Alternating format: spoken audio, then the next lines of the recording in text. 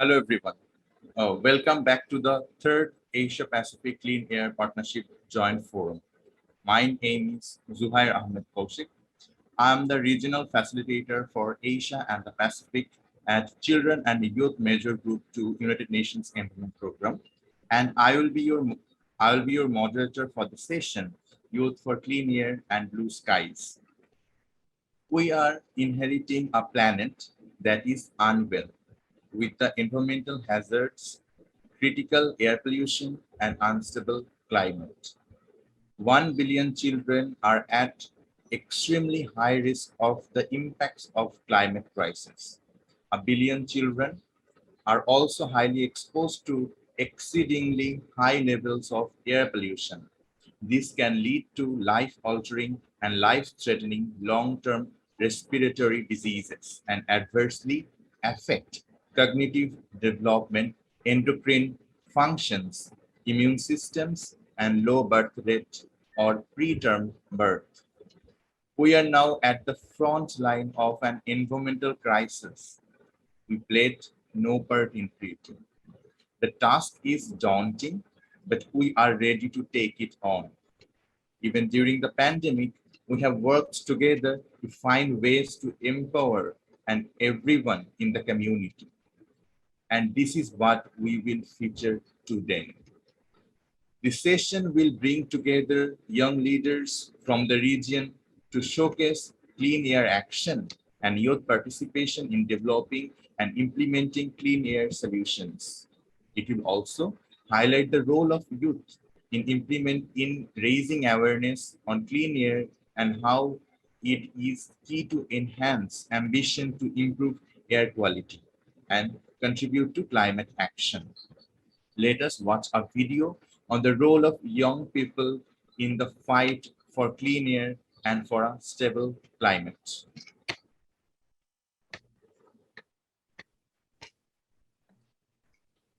Hi, I'm Maya. I started biking because of the pandemic lockdowns. It made me wonder, how are young people rising up for clean air? More and more young people are concerned about the future. After all, it's our future at stake. All over the world, I see how young people are raising their voices and are taking to the stage in the fight against air pollution. Every day, around 93% of the world's children under the age of 15 years, equivalent to 1.8 billion children, breathe air that is so polluted, it puts their health and development at serious risk, says the World Health Organization. In 2019 alone, around 216,000 newborn deaths were associated with air pollution across Asia and the Pacific. Children and young people have been at the front line of the environmental health crisis that they played no part in creating. Children and youth are important agents of change when it comes to tackling the environmental crisis. The sixth UNEP Global Environmental Outlook for Youth emphasizes that the active engagement of children and youth in appreciating and protecting the environment is critical if we are to achieve sustainable development globally. If we act together, we can enact change across Asia and the Pacific. Let's start by joining collective activities, sharing our voices, and raising awareness so we can put an end to air pollution and the climate crisis. When we work together, we are unstoppable. Let's pedal towards the future we want, a brighter future for us all.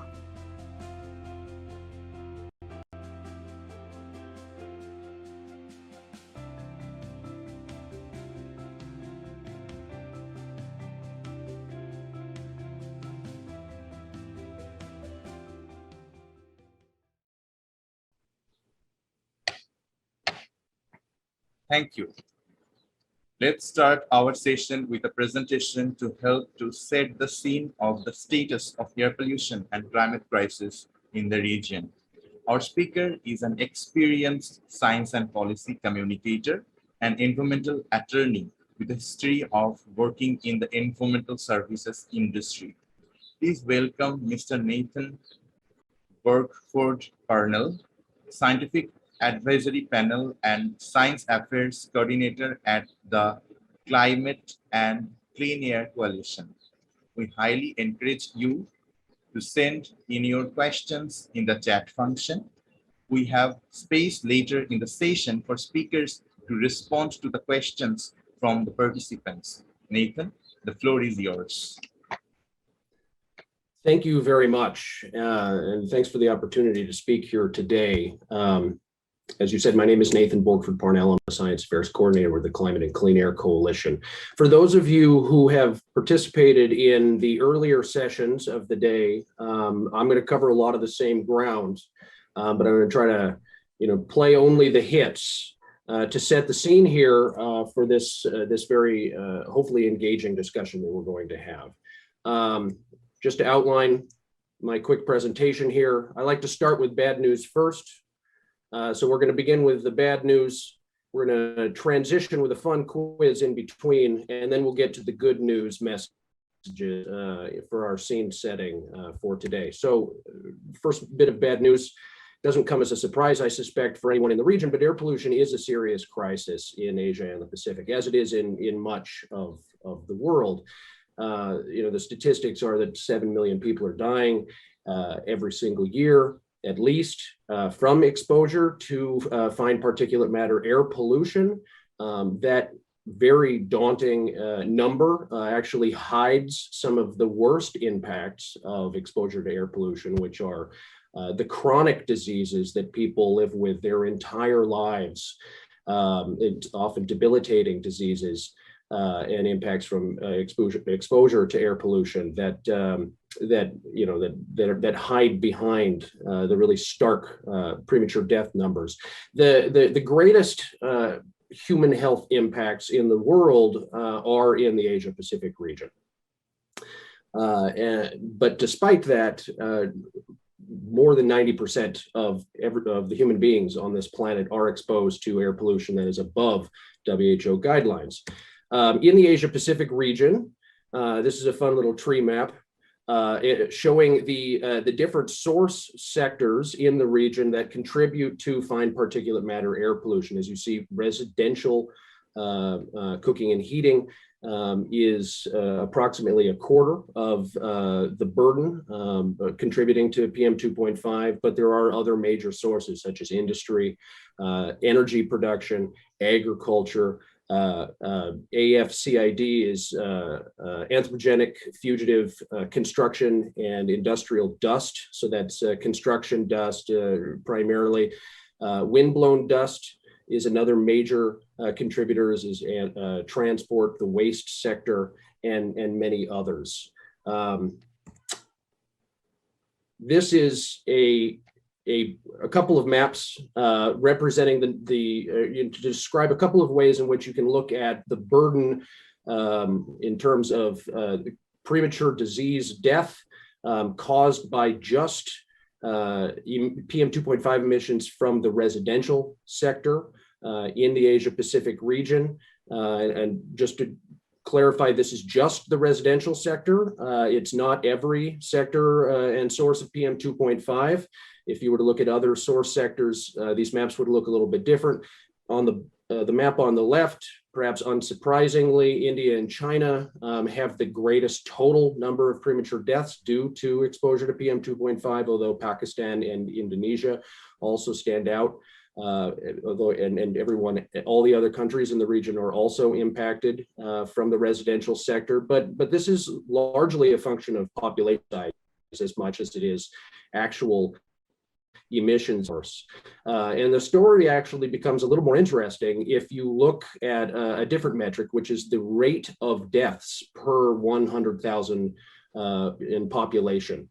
When you, instead of looking at raw totals, you look at the number of people who are dying per 100,000 in your population, you actually see a much greater diversity in the impact of exposure to PM 2.5. You see immediately there's a much greater rate of premature deaths all over this region. You'll also note some out of this region, there's something going on in Eastern Europe and Balkan states that probably should be addressed. But the coloration is really quite stark in this region. I also want to note that these statistics are taken from the Global Burden of Disease project and their global mapping tool that's online. You can create maps like this on your own and play around with the data, really explore the differences between different source sectors and the impacts in your countries and in this region. The link is in this slide, and we can share that after the presentation. So it's not like we didn't know much of that already. Speakers prior to this discussion have raised this issue. You're all here because of an awareness of the great burden that air pollution is placing upon you and upon the entire population and ecosystem of this world. Action is being taken. It's important to recognize that. However, current policies as they stand now are not likely to achieve any substantial improvement in air quality standards, at least in the next decade. It's been in the modeling, we understand that we can actually prevent further deterioration in air quality, prevent it from getting worse by implementing existing policies, but actually improving air quality in a substantial way is going to require substantial additional effort. And the question that stands before all of us is how do we catalyze that additional effort, and where are we going to find the opportunities, the resources, and the human beings to actually put the time in to achieve these additional benefits that are going to get us down to standards of air quality that are at least within the WHO guidelines. I think it's also important to point out that there isn't actually a level of air pollution, PM 2.5 air pollution, that is without impacts. Any exposure to fine particulate matter air pollution comes with a risk of adverse health impacts. So these guidelines establish a framework in which we can achieve a baseline standard of quality of life and public health, but you can't expect all public health impacts to be completely eliminated by achieving, for example, the WHO's strictest air quality guidelines. So, as I said, start with the bad news. That was it for my bad news today. We're going to transition to a fun quiz here. I know I like to have interactive elements to my presentations, but since we can't have presentations in front of each other anymore, it makes my quizzes a little less interactive. But in front of your computer screens, I expect you to yell out the answer, and I'll just assume that you're going to get it all right. So this is a fun quiz. There are two images on your screen, A and B. These are completely different images, A and B. I promise you, those are completely different sets of cars. And I want you to tell me, just shout it out, which of these images shows vehicles that are only emitting air pollutants, and which of these vehicles which is an image of vehicles only emitting greenhouse gases. And of course, I'll give you a hint. This is a rather difficult quiz. The hint is that this is a trick question. It's not true. These are the same images. And why did I give you this quiz?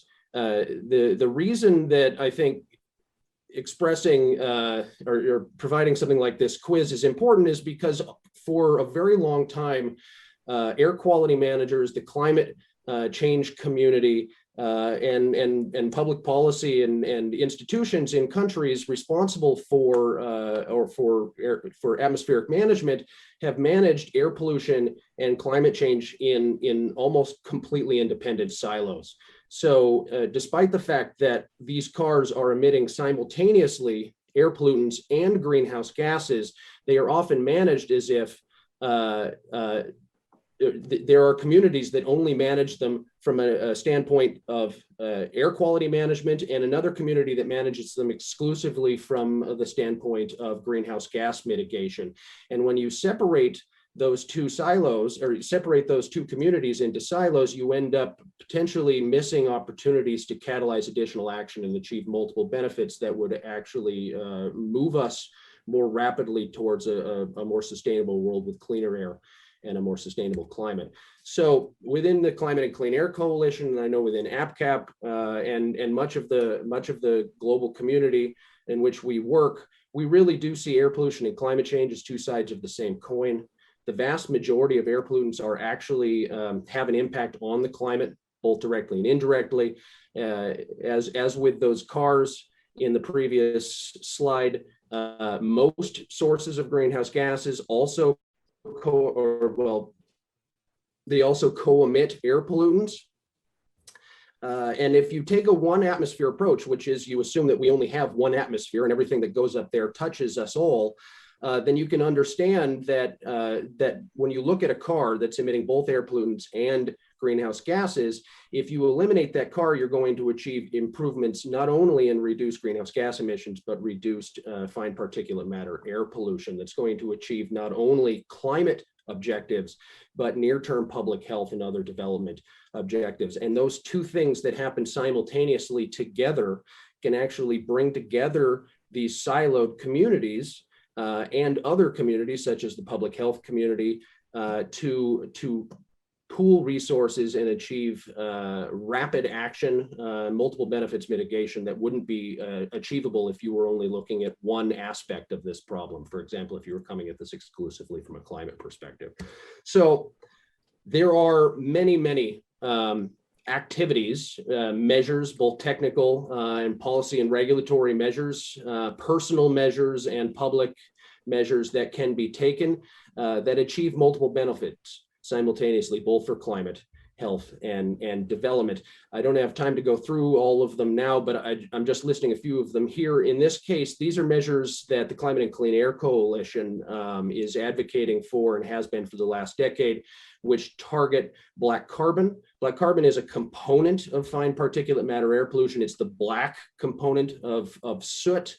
It has a strong climate impact, and as a component of PM 2.5, with the rest of PM 2.5, contributes to the burden of disease, the 7 million deaths and other mortality impacts.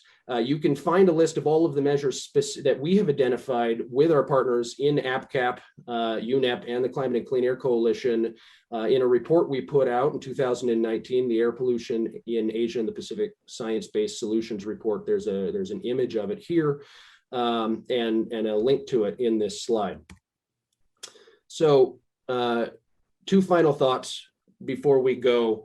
The benefit of looking at the air pollution problem as a combined problem with climate and other development impacts from these sources of air pollutants and greenhouse gases is that it allows you to start identifying those solutions that achieve multiple benefits across the spectra of development objectives, and also it allows policymakers to make choices that limit the negative trade-offs where you're improving air quality, but maybe not achieving climate objectives, or vice versa, achieving climate objectives, but not doing anything to improve air quality. So within that report, just to reference back, the Asia Pacific Solutions Report, we identified 25 clean air solutions that could be implemented within the region in this decade that would provide clean air for 1 billion human beings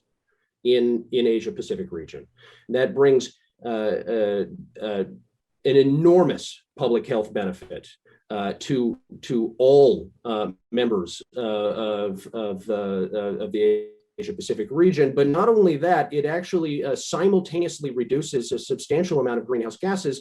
For example, CO2 would be simultaneously reduced in the region by 19%, methane emissions by almost half. That would avoid about 1/3 of a degree Celsius of global warming by 2050. That doesn't sound like a large number, but it is substantial when you're talking about the contribution in just one region of the world to the global total avoided warming. It also, because air pollutants impact ecosystems just as they impact human beings, it would actually reduce losses of staple crops in the region by up to 45% by reducing the destruction of those crops, or the retardation of the growth of those crops that is currently occurring because of air pollution.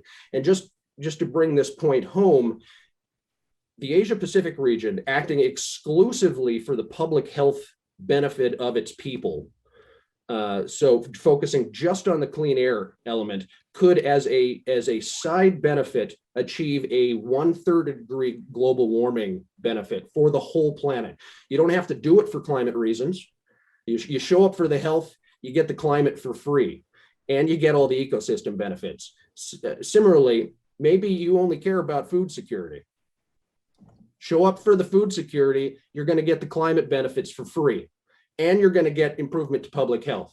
So we're talking about when you look at these issues from a one atmosphere approach, and you really drill down on the measures and try to identify what the impacts and benefits are across a range of impacts, climate, public health, ecosystem impacts, you can achieve not just win-wins, but win-win-win-win-wins when it comes to implementing measures. So here's my final thought here. I know I'm just a little bit over time. If you look at this graph from 1900 to 2000, that's the path that we have all been on as a species. We've all walked this path together. We've done it largely by accident, but through the development since pre-industrial times. This is the path that we have caused ourselves to walk together in terms of global average temperatures, right? We are now at a point, we have been for a while, but we are certainly now at an inflection point today. This is what I want to reiterate to the global youth community. We are at a point now where we have the opportunity to define the path that we're going to walk together, because we are all together going to walk one path. We get to decide it today. We either choose, allow development to continue, and the path will follow that black line, continue as business as usual, where we don't make any real choices, or we don't really take ownership over the fact that we're impacting the climate. And the path will continue, and we will walk it together, because we must. We all live in this one planet together under this one atmosphere, but we have the opportunity to together define a new path, one that actually achieves all of our objectives simultaneously. That's one of those paths is defined by that green bar at the bottom of the graph. That's where we take early action on short-lived climate pollutants, measures that achieve those win-win-win solutions while simultaneously also rapidly mitigating CO2. We can do these things, and one of the best ways to do it the only way to do it is to do it together. And one of the best ways to bring everybody together is to make sure that everybody feels like they're benefiting. And these multiple benefits, one atmosphere approach measures are one of the best ways that we can achieve that. Thank you.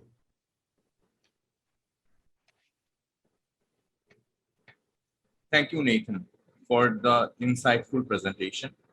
Now that we have an overview of the situation in the region, let's bring in youth panelists to share their thoughts on how we can strengthen inclusive partnership with and for youth to achieve healthier. For this discussion, I'm joined by two speakers who are in some capacity or another empowering youth to lend their voices in the call for cleaner air. Our first guest is Ms. Jasmine Irisha Jim Ilham, who works in climate and environment as a youth expert at UNICEF.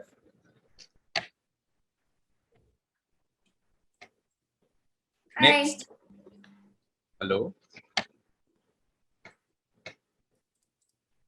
Next, we have Ms. Nanticha Lin, the founder of Climate Strike Thailand.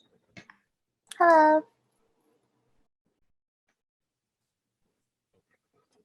I'd like to move forward to our session. But before that, I would like to request two of you to introduce yourself to our viewers, starting with Ms. Jasmine. Thanks, Zuhair. Hi, everyone. Good afternoon, good morning, or evening, depending on where you are tuning in from today. My name is Jasmine, and I'm the Climate and Environment Consultant at UNICEF Malaysia Country Office. I help mobilize young people in climate action. Prior to UNICEF, I have held research positions at University Science Malaysia, Jeffrey Sachs Center on Sustainable Development, as well as the Earth Institute at Columbia University. So just a bit of what we do in climate and environment portfolio here at UNICEF Malaysia country office is still quite relatively new, about a year or so. And we focus on 4 priority pillars. The first is evidence generation, so compiling data and quality evidence base, working in partnership with universities and also research institutions to produce child-sensitive information when it comes to tackling climate and environmental issues. Secondly is on child-sensitive climate policies. Here we look at climate policies such as the NDCs, the nationally determined contributions, and also national level policies concerning climate change. The third is education and awareness. So how do we work with young people as well as children at school level to increase their climate literacy and also awareness within the community. Fourth and finally, last but not least, is innovative solutions and youth participation. So how do we actually bridge the gap between youth participation and also connecting and providing a platform for them to input to climate policies and also decision makers in the country. Last year, we conducted a survey in 2020 where we collected around 1,400 respondents on the National Youth Climate Change Survey.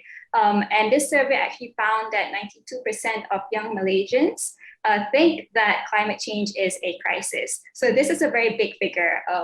And what we saw that when we probe it further, looking at another layer below it, is that young people in Malaysia, they are quite aware of what's going on in terms of the climate crisis, but a lot of them still struggle to find ways to take action to tackle the climate crisis. They're looking for more avenues and platforms to be more involved and also to find out more information when it comes to the climate issue and also environmental issues that are going on.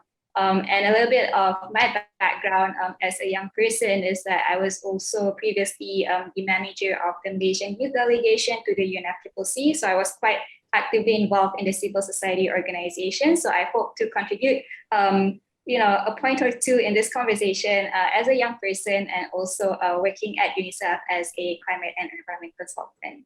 Over to you, Zuhair. Thank you, Ms. Jasmine, for your nice introduction. Now we look forward to hearing from you, Ms. Lynn.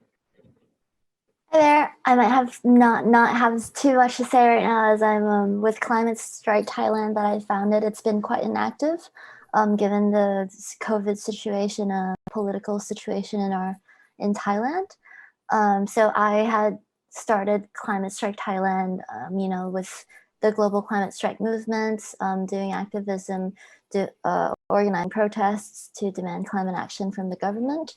But before that, and also right now, I am an environmental writer. So I write for various publications and NGOs, speaking about social and environmental issues and their interconnection as well. And I've just been exploring more recently with filmmaking.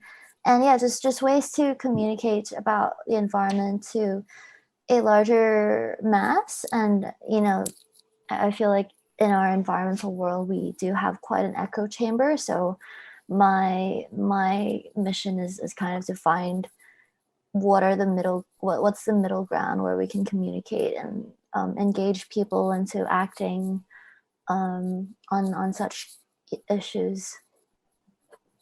Thank you, Ms. Lynn. And we have our previous presenter, Nathan, with us as a speaker for the session as well. Thank you, Mr. Nathan, for being with us. So for the session, we have prepared some guiding questions for our speakers. So I would like to start with Ms. Jasmine. We would like to know your opinion. How is your group or organization working to help reducing air pollution and greenhouse gases?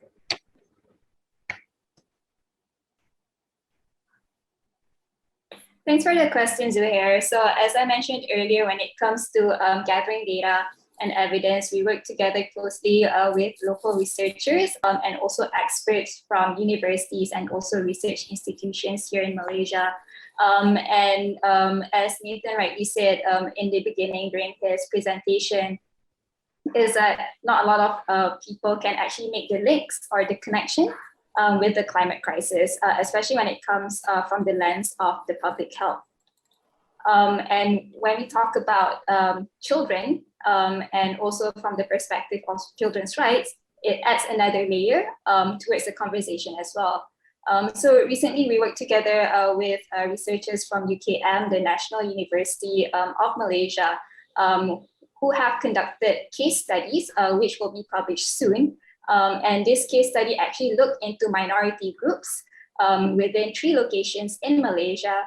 One location located in East Malaysia and Sabah, the area of Borneo, one in Perak, which is within the forest community, the indigenous community, and one with the community from a lower income, which is P40, at a low-cost housing area called the PPR flats in the city.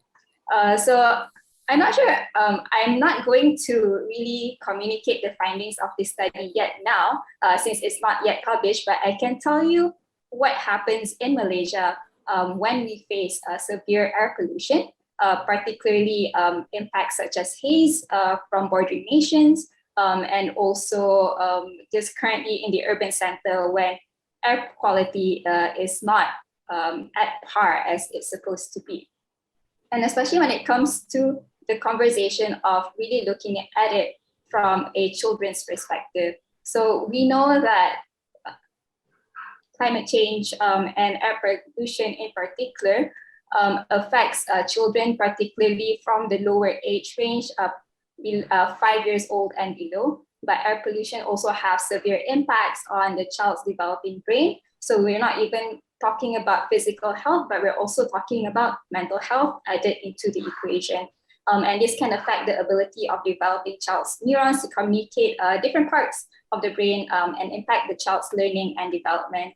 And just moving beyond that, taking a step further into the conversation is that when we experience very bad air pollution in the city and in the country, this impacts children's rights to education as well, because a lot of school will be closed, therefore disrupting the children's education and also well-being when it comes to access to education.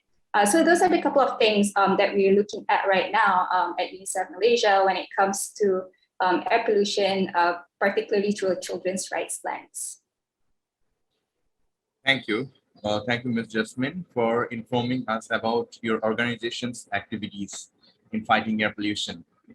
Now we look forward to hear from you, Ms. Lane, about your advice to young people in mitigating the adverse effects or risks of PM 2.5 pollution. So I think young people play quite a big role in this. I wouldn't say it's just the young people who do, but in that it is our future. In mitigating it, air pollution is a pretty tricky one where, like climate change, it's global and it's not an issue that you could have one person do their best and to change the issue and it would change. You can't simply, as a young individual, stop driving cars or take public transportation to mitigate air pollution because you need systemic change. But I think, and that it goes really parallel to climate activism, where what youth could do is really demand that. And in the vaguest terms, demand is like, what are you going to do? Are you going to protest, or are you going to write an email? But that has to happen. We need to change at the root. We need to change how our industries are emitting greenhouse gases and air pollution, and that only comes from convincing the mass, or that comes from really communicating and engaging with the government to change such policies, and also pressure businesses to do so. So in that, I feel like not everyone has to become an activist and say like go on the street and protest, but I would say, you know, the youth are creative. Like whatever it is you want to do, understanding that okay, this industry, whether it's you want to work in the food industry, agriculture, or any kind of manufacturing or so, it's just making sure that those who work with you realize of the issues within that industry and how that contributes to air pollution, and getting those kinds of best practices out there. And as a storyteller in, you know, this day and age of really bad news all the time, I really would advise, you know, in mitigation is providing solutions. I think a lot of today we talk a lot about the ongoing issues, or for example with all Nathan's presentation, you know, that's a lot of that's a lot of gloomy news sometimes, which is very necessary. You know, you need that kind of information to know the issue. But I think what's just as important is to understand the solutions and how everyone can tangibly contribute. Thank you, Ms. Lin. So now we would like to go back to Ms. Jasmine again, and we'd like to know about her perception, uh, how our education system can play a role in cultivating good culture among young people to promote clean air. Thanks, Zuhair, for the question. And as I mentioned earlier, education is the top 4 priority pillars that we are actually paying close attention to here at UNICEF Malaysia. But the question is if our education system is actually ready or equipped to address the climate and environmental crisis that we're currently facing right now. And my general answer is we are not yet there. Simply because we do not have a dedicated climate and environmental education embedded officially within the school education syllabus. We have subjects such as science, geography, biology, chemistry, physics, but not one core subject matter area which addresses the climate crisis.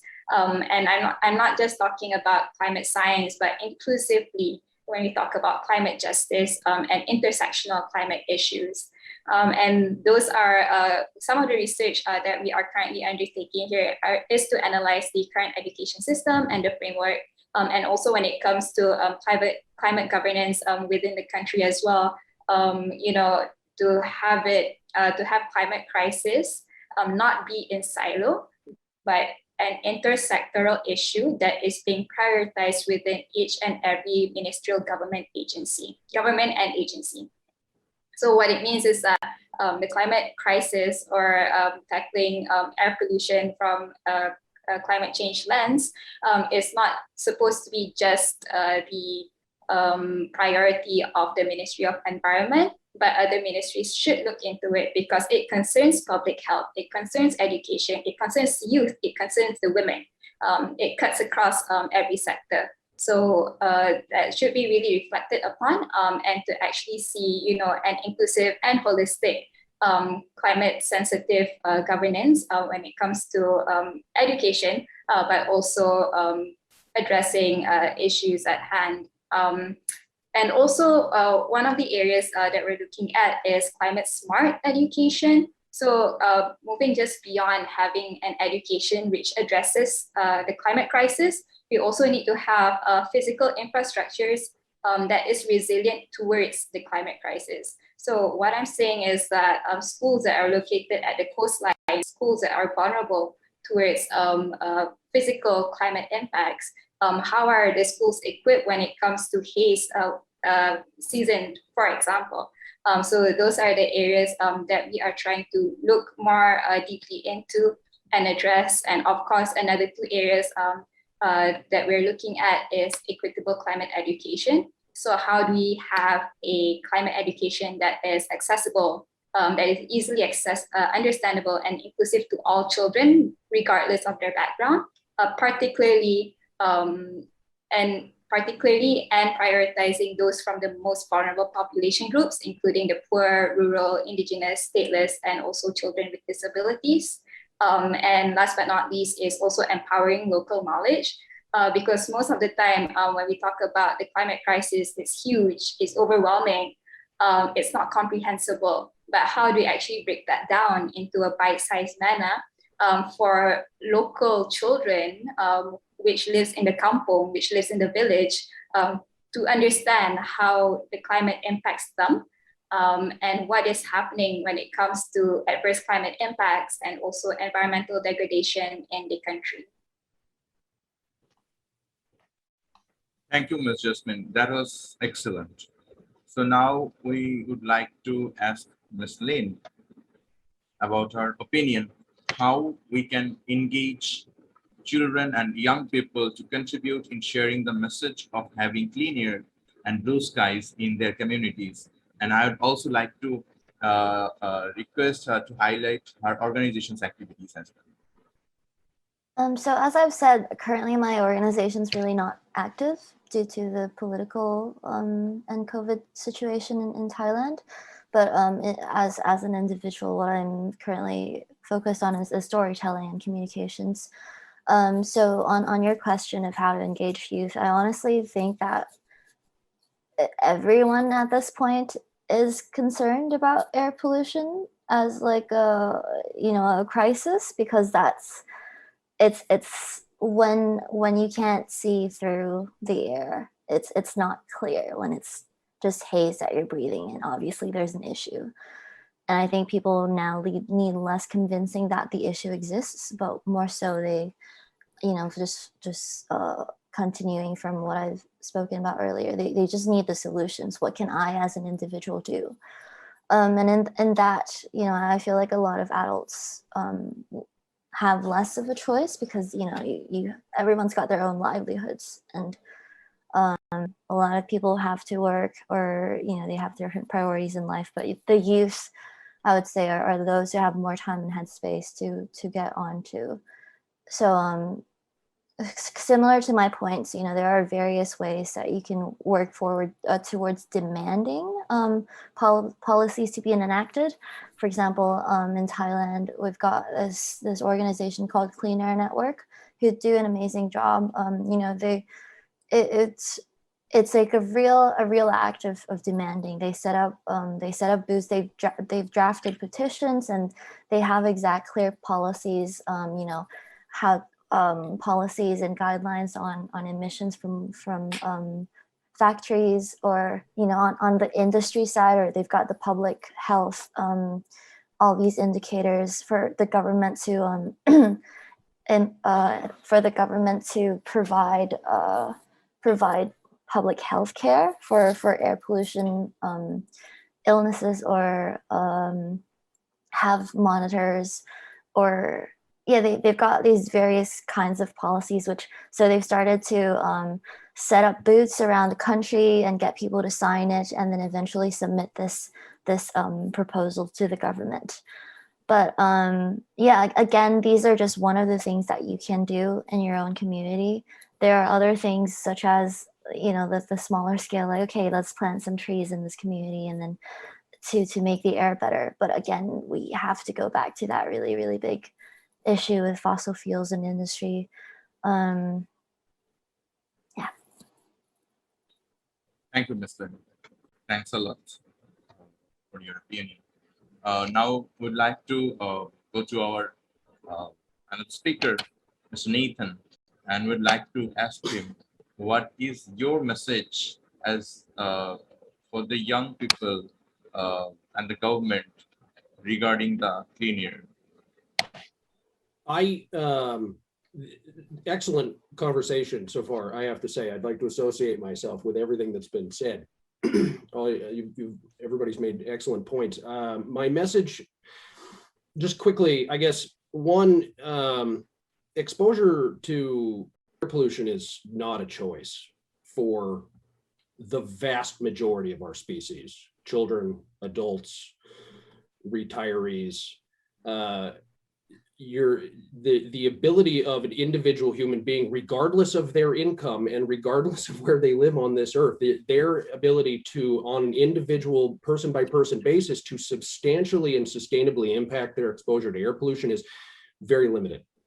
You can benefit, you can protect yourself from extreme events that are short term. There are preventative measures that you can take, but for the vast majority of our species, the vehicles, the modes of transportation you take are not a choice in any really meaningful way. Where you go to work, where you go to school, where you live, most people do not have truly substantive choices that would sustainably impact their exposure to air pollutants.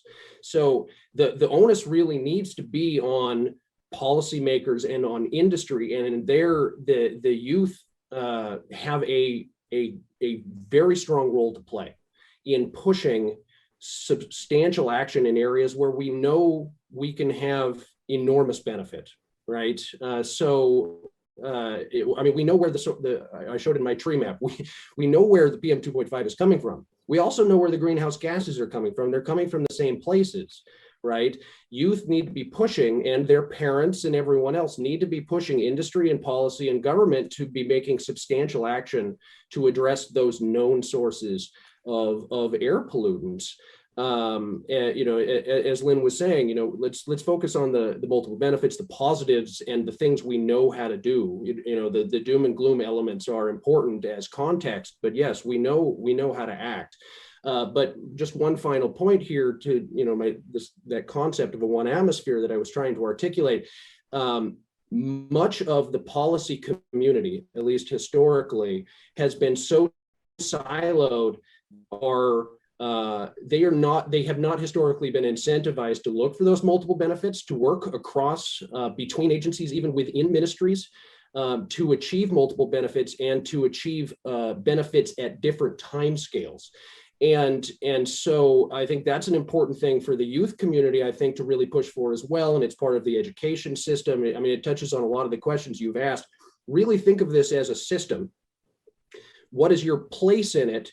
And make, is it, the UNICEF community? Is it child welfare? Is it cognitive, is it the cognitive impacts that really bother you? Is it near-term climate change? Is it agricultural burning? All of these things fit within a system.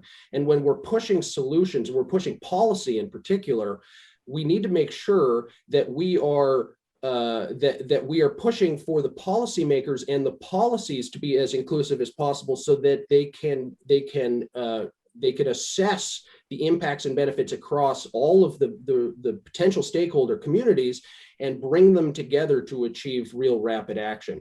The public health community needs to feel like it has a role to play in air quality and climate, right? And we can bring them there to feel like they have a role. But the climate community needs to feel like the public health community has a role to play as well.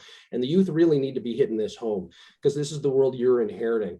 And we only have one atmosphere, and it connects all of us. And we need to act like that. We need to stop pretending that we can work in these individual silos and achieve our objectives, because we won't succeed if we do.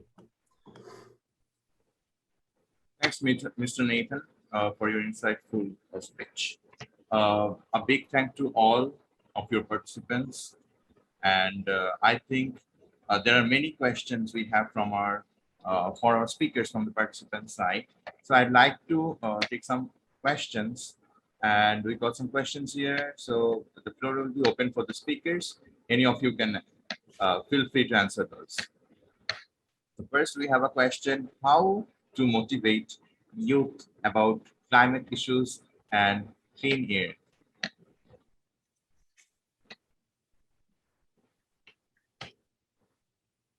I can take that first, and maybe Lynn could add on to my answer. So the question is how to motivate youth about climate issues. I might be biased on this because I work on climate issues and I work with mobilizing young people on climate issues. So within my outreach and also education output, we have already conducted this National Youth Climate Change Survey that I initially mentioned earlier on as an opening, is that we surveyed that a majority of young people in Malaysia are aware of the climate crisis because we experience the adverse impacts of the climate crisis firsthand, like flooding, haze issues, severe and intensive rainfall. And we get that on a yearly basis, and it's being intensified every year, you know. And how do we motivate them? I think the question is, or if I may rephrase, is that how do we actually channel them towards a proper platform that they can further take action? Because while we kind of know that most of them are aware, a lot of them feel helpless because of the severity or like the overwhelming. And I think there is a term for this, it's called eco-anxiety. Actually, a lot of young people are just too aware and too exposed to the information on their fingertips, especially through social media, that they feel that, you know, I'm just one individual, I'm just one person, like what can I do about this massive magnitude of issue that we're facing globally, worldwide? And the trick is, or the secret is to tone it down. And I think Lynn talked a lot about this, is to actually reflect on individual changes as well, more towards your place within the system of a bigger ecosystem, which is going through the path of systemic change. I'll stop here and maybe Lynn could add on a bit more through her past experience. Thank you for that, Jasmine. I definitely agree. But I feel like another way to motivate youth even more, and I think this comes from personal experience of just exactly what you're talking about with eco-anxiety. You know, as a climate activist myself, I've just been bombarded with this whole, you know, craze of really, really depressing data. But you know, that was driven by fear. Like a lot of my work was driven by fear initially, and up until realizing that's just really not sustainable in terms of mental health. And so a way I've found to motivate myself is to just have fun with it, honestly. Like, you know, to put it in very simple terms, where, you know, this is life. Like, and as bad as all of this is, you know, to again put it very, very simply, we're all going to die. And but in the meantime, to really prolong it, you know, just have fun with your work. And rather than doing your work, doing youth activism or climate activism because you're scared that you're going to die, instead, I think it's much more productive to, rather than fear, to do things that you enjoy. You know, say you want to create a petition to demand action for air pollution. Do that with your friends. You know, do that with people who you can draw signs with and laugh, and, you know, go hang out and go have a fun protest. Or if you know, or if you want to create some kind of community project, you want to raise awareness, do video series that are fun, anything that you enjoy, and use that as a motivation to keep you going, to create a great solution, you know, rather than to fix this persistent problem that no one seems to care about. I think looking more proactively and positively at it can really, really change the way one does activism. And yeah, not to focus too much on, like, I think especially once you learn more about the politics of fossil fuels and climate finance and all this, it can be really, really, really depressing. So maybe like just shifting focus away from that and instead focusing on, you know, creative solutions. Thank you, Ms. Lin, for your opinion. And we have another question for all of you.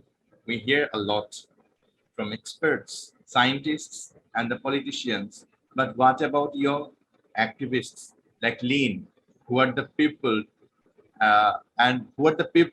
to watch, learn from, and emulate?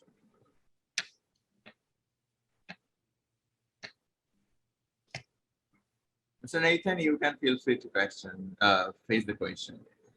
I'm sorry, I don't think I caught the question. Okay. Then I'm just reading it out again. We hear a lot from experts, scientists, and politicians regarding air pollution, climate crisis, and other environmental issues. But what about young activists like Lean? Do we emphasize their voice and activities? And who are the people to watch, learn from, and emulate? Good question. Let me take the first part of that question.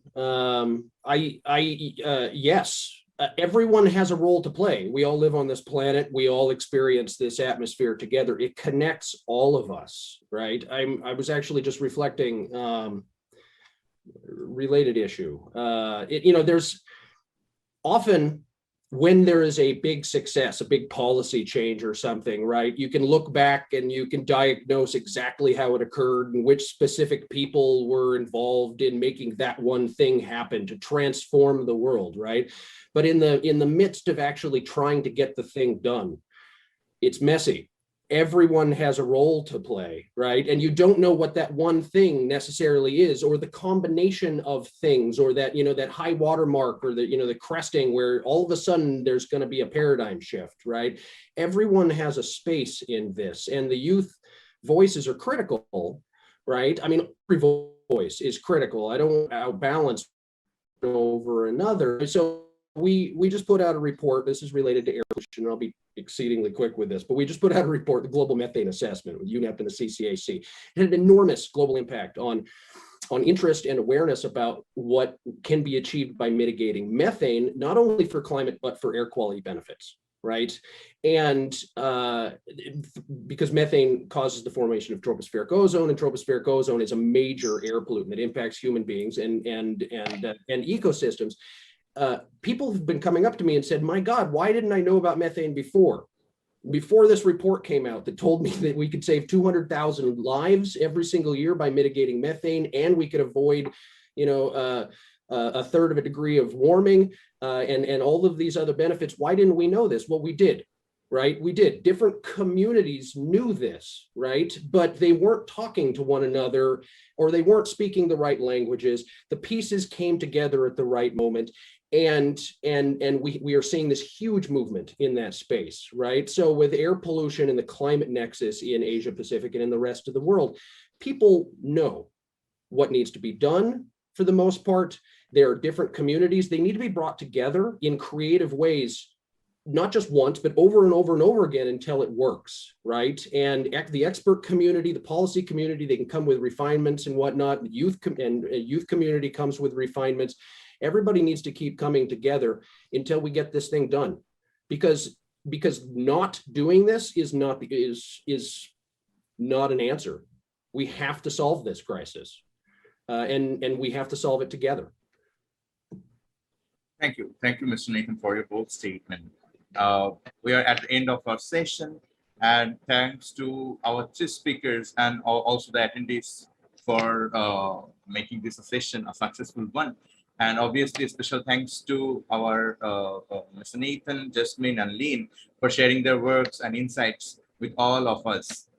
From this session, we got to understand that we need a dedicated education, which is climate smart, which doesn't inform us about the climate change. Also, enable us to take action, and especially help us to find solutions from our local or indigenous practices. And also, air pollution or climate crisis is not just an environmental issue. It's also a public issue, an issue for everybody, maybe for all the sectors. So all the solutions and the actions and the policies should be inclusive, and youth should be the heart of it. Thank you, everybody. We're at the end of this session. The conversation doesn't end here. I would like to invite you to join us for the first ever Asia Pacific Regional Youth Implement Forum will be taking place next month on the 2nd and 3rd of October. We look forward to learning more about how youth are galvanizing their voices and efforts to ensure cleaner skies. On behalf of our partners, Asia Pacific Youth Caucus, Major Group for Children and Youth, and the Children and Youth Major Group of United Nations Environment Program, thanking you for joining us for the session on Youth for Clean Air and Blue Skies. Check out cleanairweek.org, where we will be posting our content so you can watch it on your demand. Don't go anywhere. I invite you to join us for the closing session of the third Asia Pacific Clean Air Partnership Joint Forum, which will be starting shortly. See you there.